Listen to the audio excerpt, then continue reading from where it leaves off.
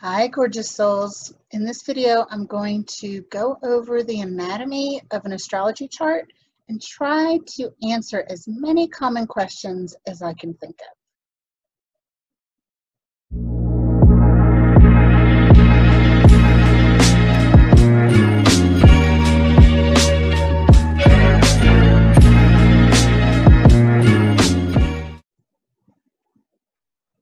Okay, so this chart here, I have drawn up this chart the exact same way that I show you in my video tutorial of how to get your natal chart. And I'll put the link to that video in the description box here, or if you are watching this from my website, it's probably the video above this video that you're watching. Okay, so this is the natal chart. And if you scroll down here, here we have the planetary bodies and some points. This first number is the degree. The next, this is obviously the zodiac sign, and then these other numbers are minutes and seconds. So if we go up here and we look at this person's sun, their sun is 10 degrees of Leo. Right here, 10 degrees of Leo. And if we wanted to get super, super detailed, we would say 10 degrees of Leo, or 10 degrees, 46 minutes, and 44 seconds of Leo. But usually we don't use these last numbers. It's just the degree for the most part, okay? This is something that people get confused on a lot. They don't know which number is the degree. They don't know what the degrees even mean. So what do the degrees even mean? Well, in this chart that I have drawn up in equal sign, not equal sign, equal house, was getting, yeah. So this chart is drawn up in equal house. And this is really neat because it means that each house is a perfect slice of pie that is 30 degrees. So this is 30 degrees here in the first house, second house is 30 degrees, third house 30 degrees all the way around, okay? Now, this axis here, let's talk about the axes for a minute, or axes. There are 1, 2, 3, 4 that I work with. We have the ascendant, descendant axis here, the midheaven, IC axis here. Now, the IC is not marked with a letter in this type of chart, but it does have a little blue line right here. So this is the midheaven, or MC, and this is the Coeli. I'm not sure if I'm saying that right, or the IC. That's usually what I call it. It's way easier. These two axes here are often called angles. I usually call them axes, but you might hear them called either thing. Now here we have the lunar node axis. This is the north node, and this is the south node. And then we have the vertex axis. Now again, here the anti-vertex is not marked, but it is the opposite point of the vertex. So this is an axis, this is an axis, this is an axis, and this is an axis, okay?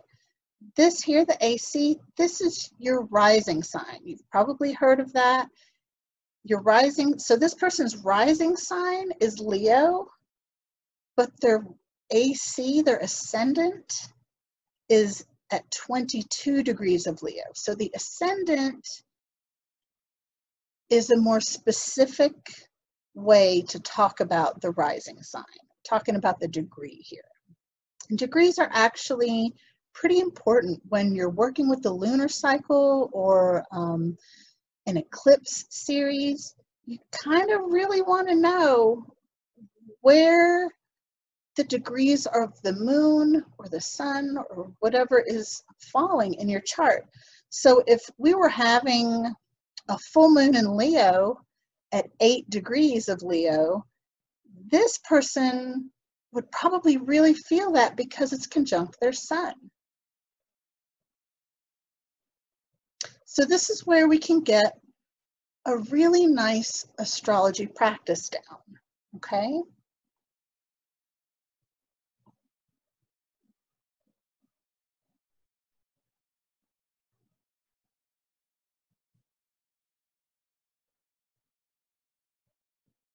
Okay, so now let's talk about house cusps. Cusps.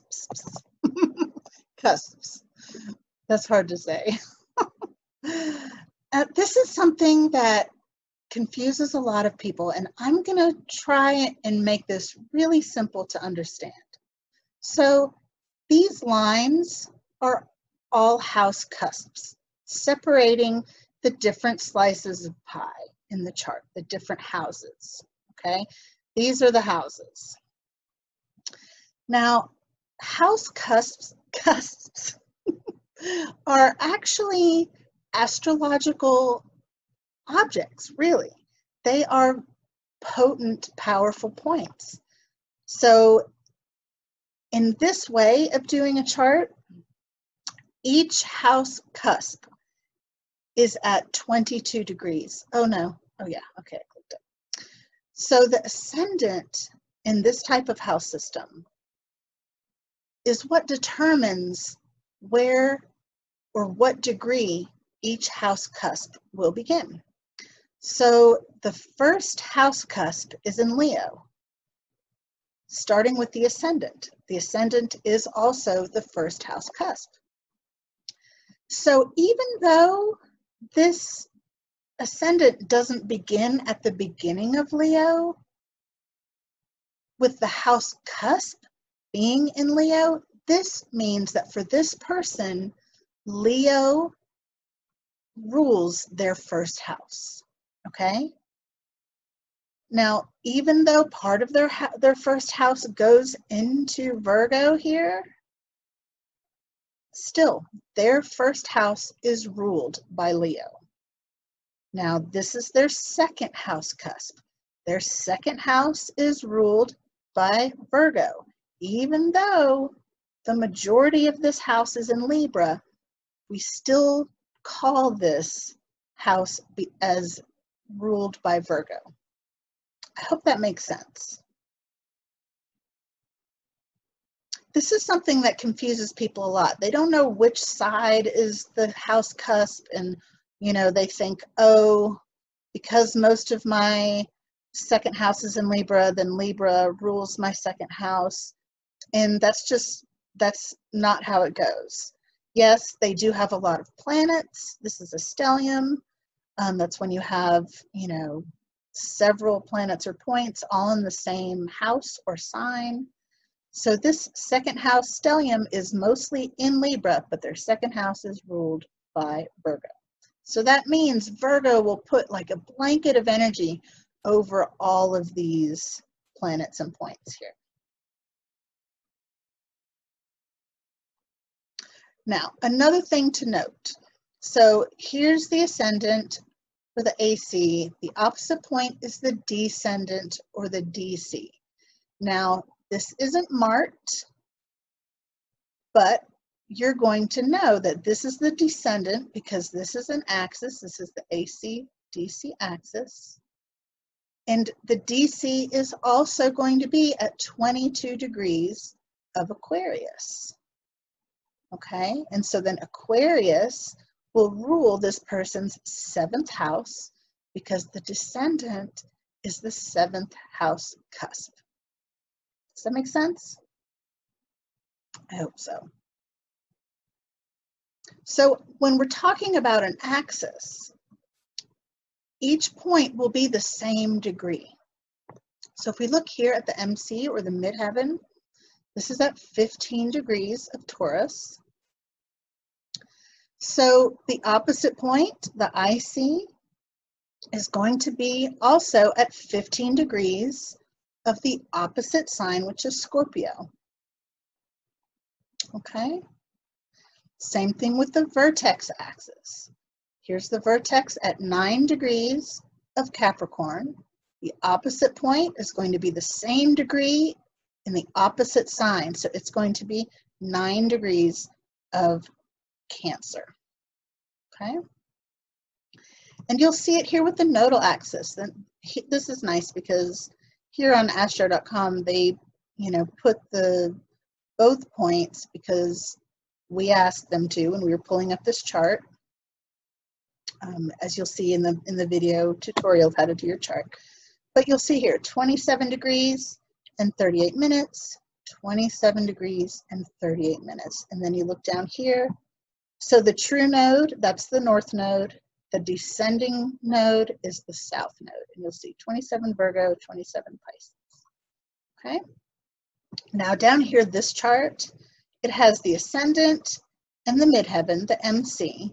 Now they don't list the descendant or the IC, but now you know that the AC is opposite the DC. So the DC is here, opposite the AC. The IC is opposite the MC. Okay? I hope that's helpful. If this did not answer some of your burning questions about how to read a chart and what these things mean, please let me know. Oh, I almost forgot. Let me pull something up for you. Okay, if you go to my website, galacticmystic.com, and you create a free account, you will then have access to the resource library here. So when you go to the resource library, you can click here, and this is a really cool worksheet that you can use. There, I have astrology things and tarot things here. If you are taking a class with me, I'm probably going to bring this up. So this is here. This is for your self-exploration and part of your astrology practice. Okay. Now, oh, not that. Okay. So here's access to that worksheet. Here's the video tutorial of how to get your natal chart. This video will be right below here. Now here I have, this is the natural chart. Now when I say natural chart, I mean the chart that we learn from, the universal chart. So the universal chart, the signs go like this. Aries rules the first house, Taurus rules the second house, Gemini, third house, and so on. And then here I have some keywords so that you can begin to learn what each house means, what energy each house holds. This is one of the things that stumps people a lot. Even for me, I remember not knowing what the houses were about. And I even had like this mental block about learning it. I was like, oh, it's too difficult. I just can't even go there. But if you, for instance, begin using this worksheet and working with your natal chart and your houses, and you just learn by doing, you will be surprised how quickly you can learn this. So this is here for you. This is showing you which sign rules each house in the natural chart. So how do you apply this information? Well, if we go back to, okay, this is my chart, actually, a different chart. If we go back here, so you can see here, I am a Sagittarius rising. Now, my rising is at 0 degrees, so that makes it really neat and tidy. So all of my house cusps are at 0 degrees. So even though, so my first house is ruled by Sagittarius, but also the first house the energy that it carries is that of Aries. And I made a rhyme there. So Aries, the energy of Aries helps describe what the first house is about for all of us. And then what our individual rising sign is, or the sign that rules our first house, individualizes that energy for us. So the first house is about, you know, yourself, your personality, the way that you interact with life, your appearance, your physical self, the mask that you wear. That has to do with more the ascendant, but you get what I'm saying. So the mask that I wear is Sagittarius. And Sagittarius is present in my personhood with an Aries nature, because Aries rules the first house and it's about the self. Does that make sense? I hope that makes sense, because I really would love for this to be really easy for you to understand, okay? So the next thing we have here is planetary rulership and planetary rulership of the zodiac houses. Now, if you've been watching my videos for a while, you're probably pretty used to me getting tongue-tied and blubbering up my words. It's just part of who I am. So this is very important too, and this is on the worksheet as well. So Mars, I'm doing all this talking about the first house, might as well stay consistent. So Aries rules the first house. That's the zodiac sign that rules the first house in the natural chart. And Mars is the planetary ruler of the first house in the natural chart. So again, if we go back to my chart, so my natal planetary ruler of the first house is Jupiter, because Jupiter is the planetary ruler of Sagittarius. So again, this makes Jupiter, there's a blending of energy. So you're blending your natal chart with the natural chart. And this helps you understand sort of the personality that each planet and a zodiac sign has for you. So my Sagittarius energy is very Mars-like because it's in my first house. I assert myself. Mars is about our physical body, our, you know, the gas in our tank, and a lot of other things also. But it's the blending of these energies that helps us interpret an astrology chart. It's both a science and an art. And that's why we need so many astrologers. We need so many people interpreting these, because we each see it a different way. There's no end to the learning of astrology. It is truly a lifelong journey. There's always a deeper level. There's always more to learn.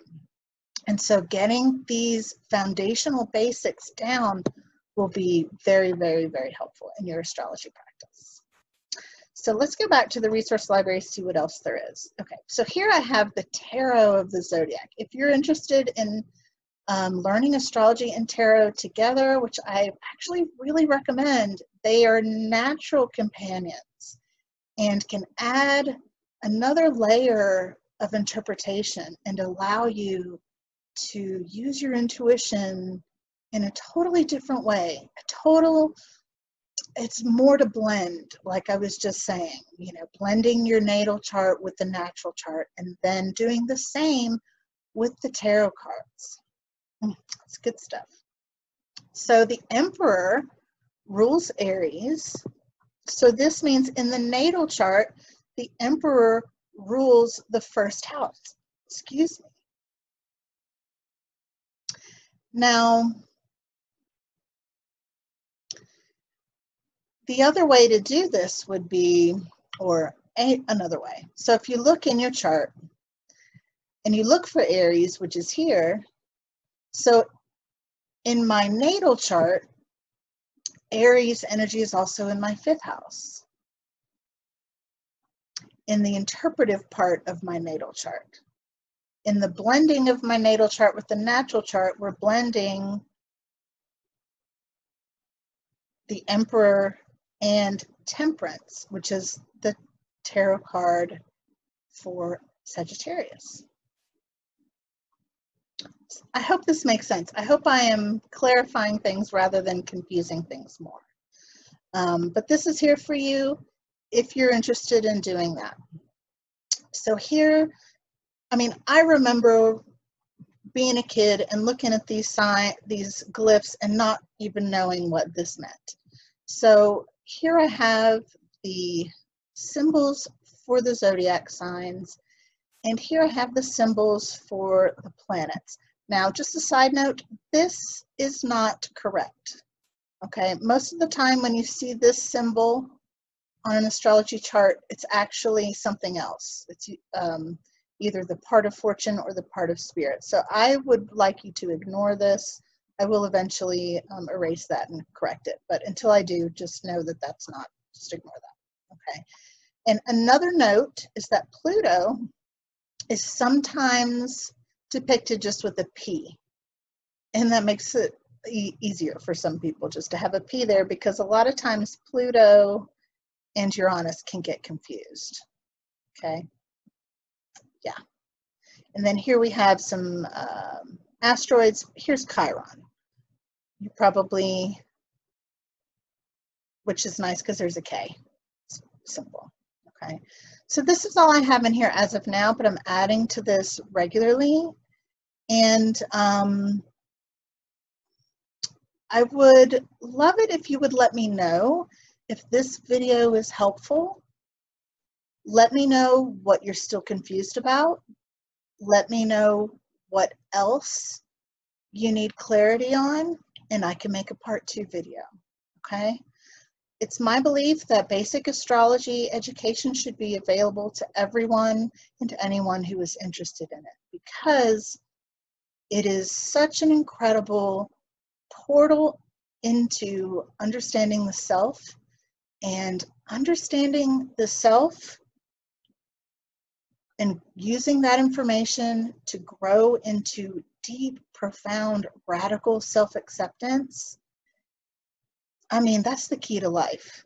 Every good thing that you want is on the other side of that radical self-acceptance and love. And then additionally, we learn about your loved ones. It helps us understand others and ourselves. And all of that just makes life so much sweeter, right? So again, let me know what else you're confused about, if anything. And let me know if I just confused you more, because I don't want to do that. All right? Thank you for watching.